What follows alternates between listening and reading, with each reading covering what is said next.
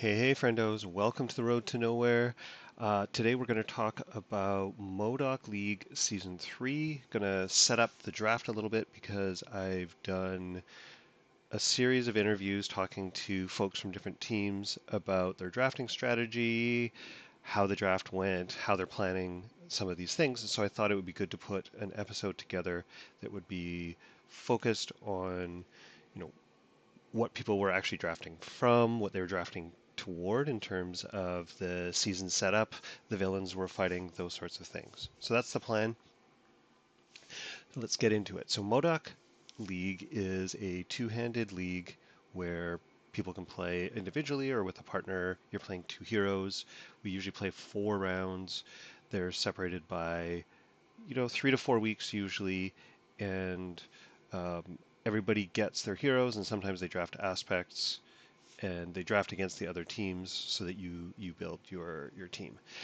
This season, the villains were all end of the box villains, so we have Ultron, Strife, Red Skull, and Mojo. We'll look at these in a little bit more detail in a moment.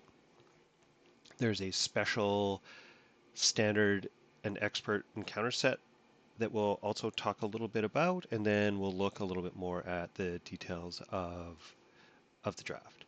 So let's look at the villains first. So the very first round is Ultron and Under Attack. This is mostly just kind of the vanilla core box Ultron villain, except for we've also added Infinity Gauntlet. And in addition to that, we actually start on stage 2A of the main scheme. So this is the one where you're either putting 2 threat on the main scheme or bringing out a drone every turn. Round 2 is up against Strife with obviously the Hope Summers modular plus Personal Nightmare and Anachronauts.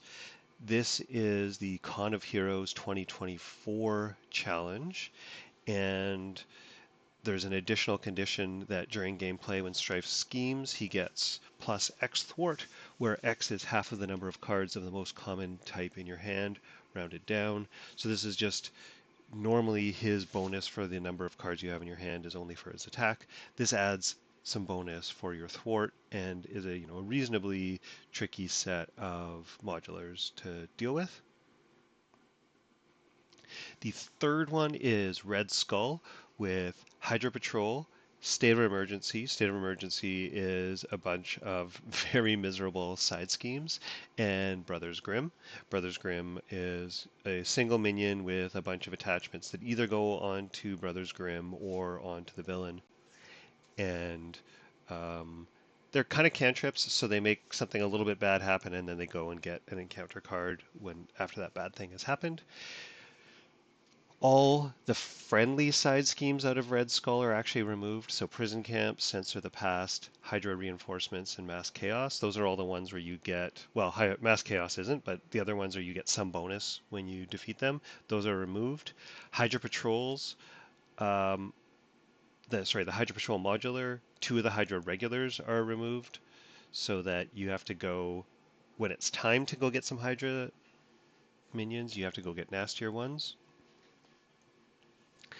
And there's a few other things, but we'll not worry about that. You can just kind of go read this if you're really interested. Round 4 is Mojo with Black Tom Cassidy, and then instead of using show modular sets, we're actually using the Super Strength, Flight, and Telepathy modulars that usually go with Mr. Sinister. So there's a setup attachment that comes with each of those, and those replace the show environments. And then additionally, they stack, so when one of those comes in, the old one doesn't go out, which is what would happen with the show environments. So this is a much trickier version of Mojo. So those are the 4 main encounters, and each of these are susceptible to some different strategies, right? So you can definitely use status effects against some of these. Strife, for example, you can really lean into hope and being able to build up hope and have your hero that has good access to increasing stats be able to get hope nice and big.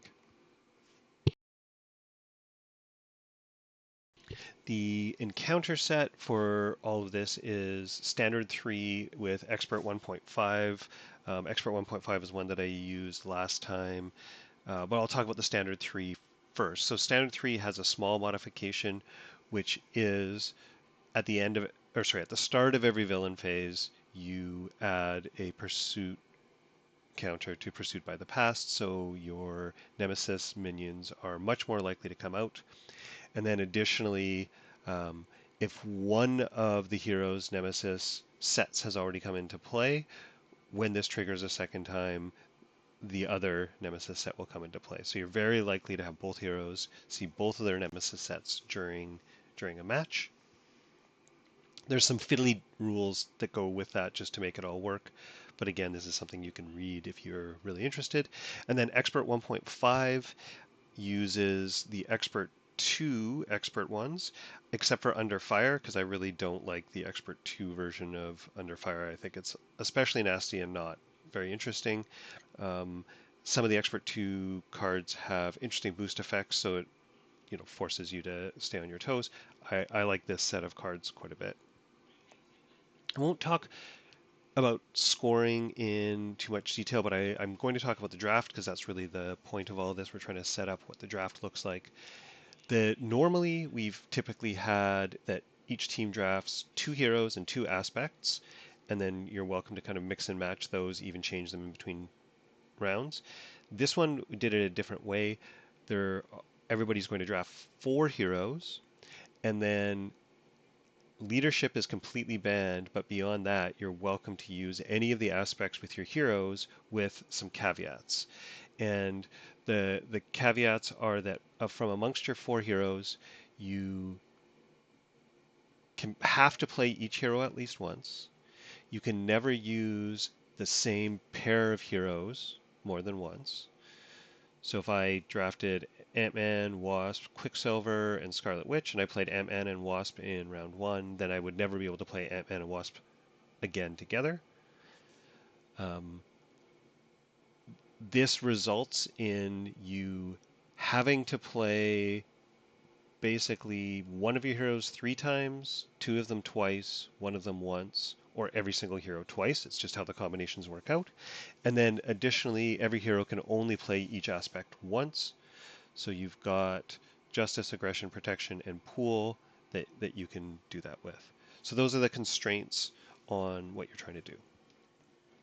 There ended up being 19 teams that were interested in playing, and some people wanted to do the real-time draft, which is really fun. Um, getting to react to what everybody else is saying. We even actually did it over a live call this time, and that was really fun. And then we also had an asynchronous draft for the first time, and that worked really well. It was finished in about 2 days, so I was quite delighted with how well that actually went. And the other thing I did not mention about the draft is that, well, sorry, yeah, let me set this up. So the idea is that there were 4 groups of heroes, and you had to draft 1 hero from each group. And each group had 1 more hero than there were teams. So the very final team that would draft from a given group would always have 2 heroes to choose from. So there was, for the real-time division, so these are the people that were drafting live, there was 10 teams, so 11 heroes in each group. The excluded heroes were Bishop, Drax, Gambit, Groot, Iceman, Jubilee, Magneto, Shadowcat, Spider-Man, Peter Parker, and War Machine. That is the randomly determined heroes that were not in there, and then the heroes were randomly placed in the 4 groups.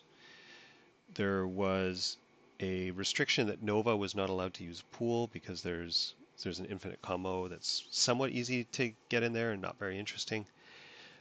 So that was kind of setting that up. The draft was Snake, and then the idea was that once you had picked from a group, you were no longer allowed to pick from that group. So in terms of draft strategy, you were often looking at the group and thinking about, which group were you comfortable picking much later based on your draft order.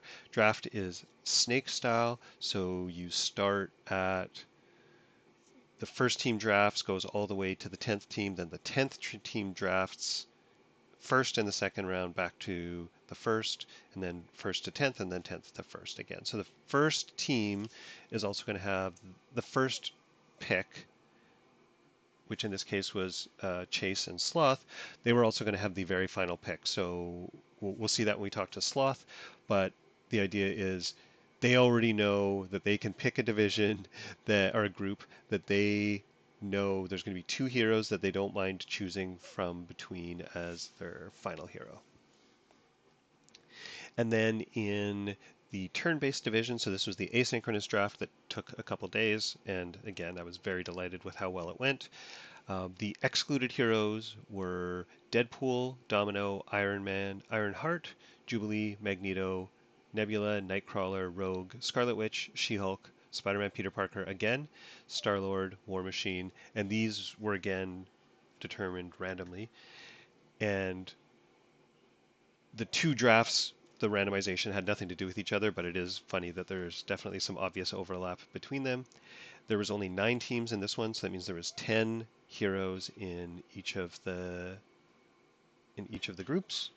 And well, I think actually, you know what? That's about it. That's about all I need to do to set up all these conversations I'm going to have with some folks about their drafting strategies and who they ultimately picked and how they're thinking about taking their heroes up against these different scenarios. So thanks for listening.